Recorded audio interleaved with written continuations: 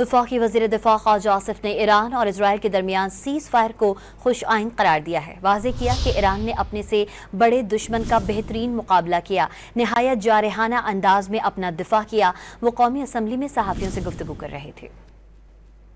دیکھیں، یہ cease fire خوش آئند بات ہے اور میں سمجھتا ہوں کہ ایران کی مستقل مزاجی، اس کا حوصلہ جو ہے نا، اس کی فتح ہے کہ جس طرح انہوں نے اپنے سے کہیں زیادہ مسلح دشمن کا مقابلہ کیا اور ایک نہایت ہی جارحانہ ماحول میں انہوں نے اپنے ملک کا دفاع کیا۔ میں ایران کی لیڈرشپ کو، ایرانی عوام کے حوصلے کو خراج تحسین پیش کرتا ہوں۔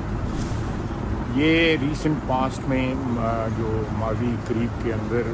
مسلمانوں کو 2 فتح نصیب ہوئی، اللہ تعالیٰ نے مہربانی کی ہے کہ پاکستان کو بھارت پہ فتح دی ہے اور آج جو ہے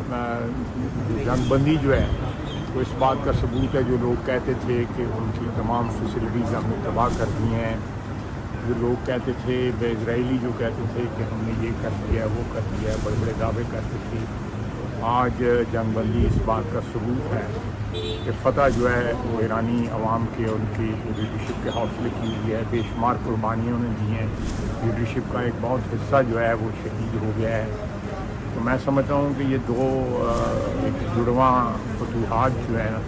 وہ عالم اسلام کے لیے ایک اچھا شگون ہے۔ اب دعا کرنا چاہیے کہ اللہ تعالیٰ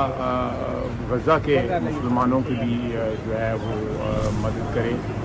وہ ان کے حوصلے، ان کی مزاجی، ان کے جذبہ، ان کی اپنے دین کے ساتھ کمٹمنٹ، اپنے وطن کے ساتھ کمٹمنٹ جو ہے اس کا ان کو پھل جو ہے اللہ تعالیٰ عنایت فرمائے اور مسلم دنیا کو یہ توفیق عطا فرمائے کہ غزہ کے مسلمانوں کے ساتھ، فلسطین کے مسلمانوں کے ساتھ جو ہے کھڑے حوصلے کا، ہونے کا حوصلہ اپنے میں پیدا کرے۔